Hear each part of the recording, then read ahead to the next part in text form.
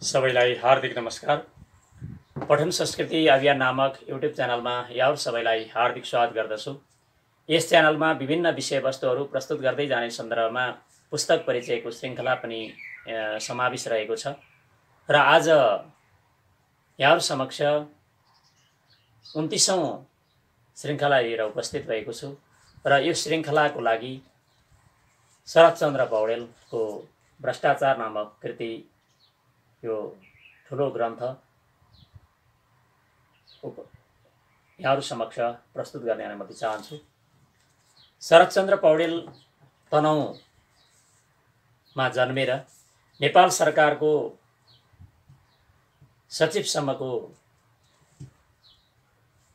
जिम्मेवारी वहन गर्दै आफूले सरकारी निकायमा रहँदा देखेका भोगेका भ्रष्टाचारका श्रृङ्खलाहरूलाई निराकरण गर्ने सन्दर्भमा भ्रष्टाचारका कारणहरू के हुन्, भ्रष्टाचारको परिणाम के हो र भ्रष्टाचार कसरी नियन्त्रण गर्न सकिन्छ भन्ने बारेमा यो बृहत ग्रन्थ तयार गर्नुभएको छ र यो ग्रन्थलाई साङ्ग्रिला बुक प्रणालीले 2077 साल मङ्सिरमा प्रकाशनमा ल्याएको हो र यसमा अग्रपृष्ठ 10 र ग्रन्थमा रहेका 766 पृष्ठ गरी 777 पृष्ठमा यो ग्रन्थ विस्तारित रहेको छ र यो ग्रन्थमा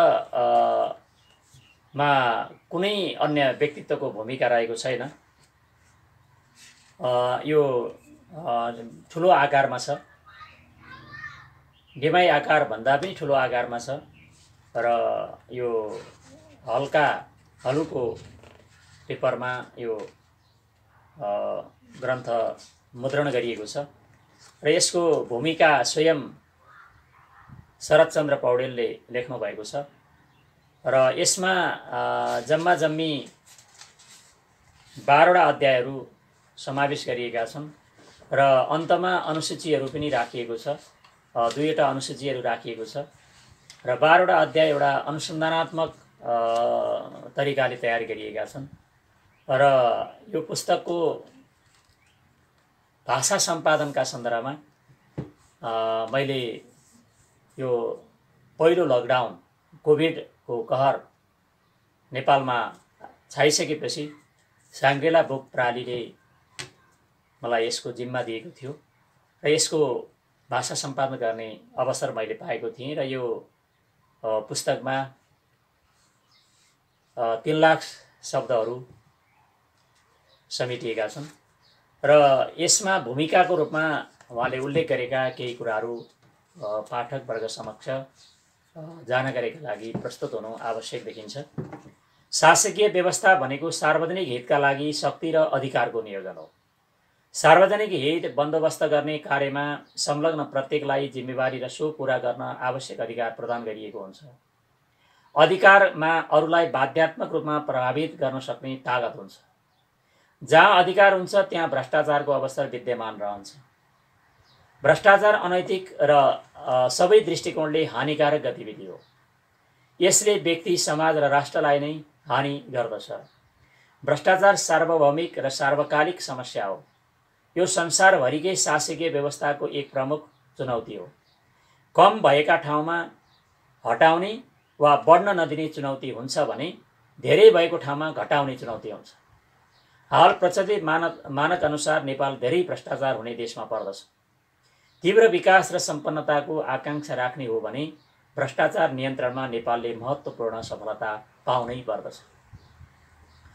भ्रष्टाचार भयो भन्न जति सजिलो छ, यसको नियन्त्रण उत्तिकै जटिल पनि छ।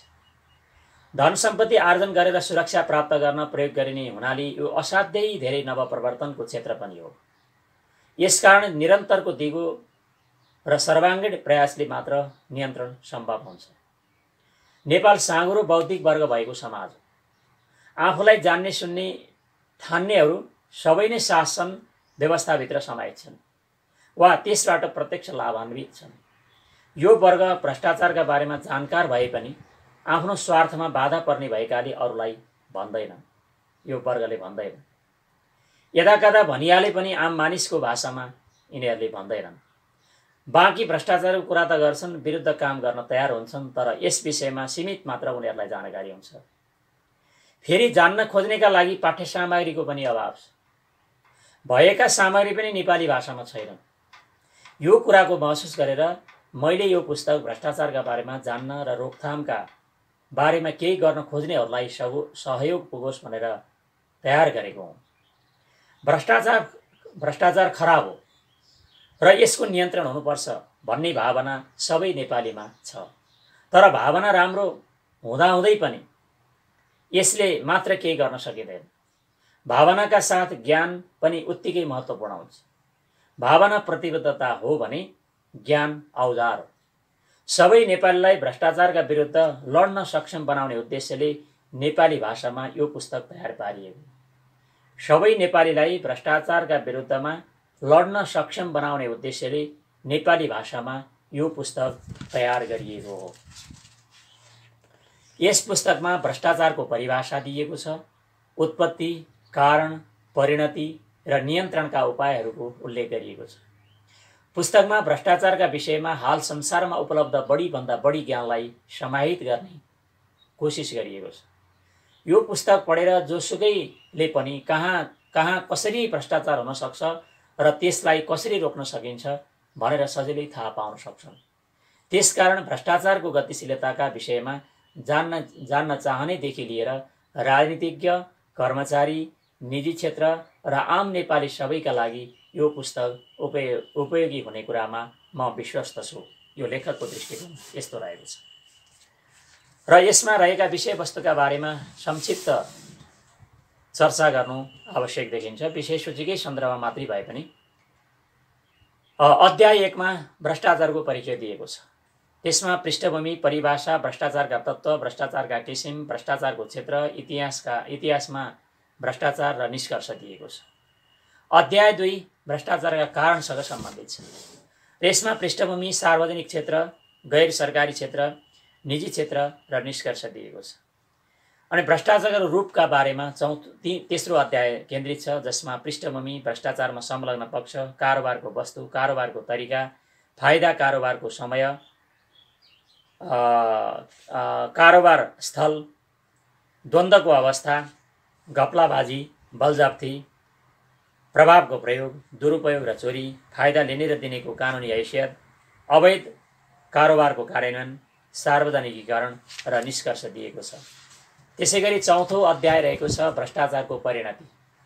पृष्ठभूमि, आर्थिक परिणति, राजनीतिक परिणति, प्रशासनिक परिणति, सामाजिक परिणति, वातावरणीय परिणति र निष्कर्ष।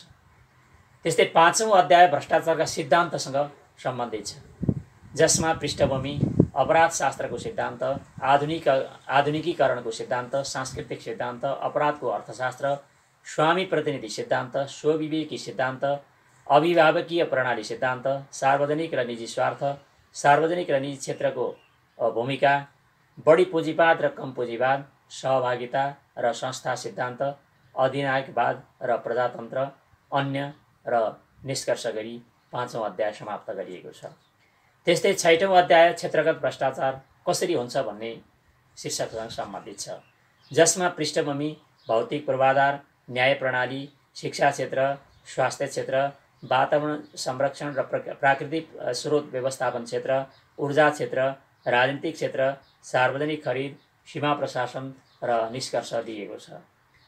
अध्याय 7 हस्तक्षेपका आधार के हुन् त भन्ने बारेमा संक्षिप्त चर्चा गरिएको छ, जसमा पृष्ठभूमि, भ्रष्टाचार नियन्त्रणका आधारभूत तथ्यहरू र निष्कर्ष दिएको छ।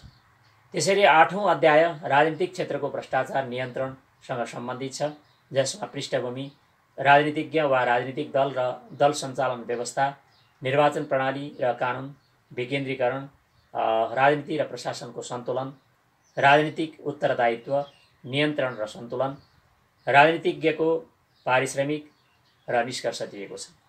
यसैले अध्याय 9 मा प्रशासनिक क्षेत्रको भ्रष्टाचार नियन्त्रणका विषयमा चर्चा गरिएको छ, जसमा पृष्ठभूमि, सार्वजनिक रोजगारी प्रणाली, नियमन, विधि र प्रक्रिया, पारदर्शिता, उत्तरदायित्व, वैकल्पिक व्यवस्थापन, सार्वजनिक खरिद र निष्कर्ष दिएको छ। त्यसैले 10औं अध्याय न्याय प्रणालीको भ्रष्टाचार नियन्त्रणसँग सम्बन्धित छ, जसमा पृष्ठभूमि, कानुन र यसको महत्त्व, न्यायका जोखिम, विशिष्टीकृत भ्रष्टाचारको जोखिम, भ्रष्टाचार नियन्त्रणमा न्याय प्रणाली, स्वतन्त्रता, उत्तरदायित्व, न्यायाधीशको नियुक्ति र सक्षमता, कारबाही र अवकाश, तलब र सुविधा, पारदर्शिता र खुलापन, मुद्दा व्यवस्थापन, वैकल्पिक न्यायको व्यवस्था, कानुन र स्वविवेकी अधिकार, स्वार्थको द्वन्द्व, वकिलका सङ्घ संस्था र निष्कर्ष दिएको छ। त्यसैले अध्याय 11 नियन्त्रणका उपायसँग सम्बन्धित छ, जसमा नियन्त्रणका अन्य उपाय के होलान्? पृष्ठभूमि, अन्तर्राष्ट्रिय शक्तिको उपयोग, अन्तर्राष्ट्रिय समुदायको भूमिका, राजनीतिक एजेन्डाका रूपमा भ्रष्टाचार, आर्थिक एजेन्डाका रूपमा भ्रष्टाचार, राष्ट्रिय शक्ति, गैर सरकारी संस्था, निजी क्षेत्र, नागरिक समाज, सञ्चार माध्यम र निष्कर्ष दिएको छ। 12औं तथा अन्तिम अध्याय विशिष्टीकृत भ्रष्टाचार नियन्त्रण संस्था रहेको छ शीर्षक, जसमा पृष्ठभूमि, भ्रष्टाचारको चारित्रिक विशिष्टता, भ्रष्टाचार नियन्त्रणका प्रमुख क्षेत्रहरू, भ्रष्टाचार विरोधी संस्थाका नमुना, भ्रष्टाचार नियन्त्रणका लागि प्रभावकारी संस्थाको निर्माण, साधन र स्रोत व्यवस्था, कर्मचारी र विकास, अन्य र निष्कर्ष दिएको छ।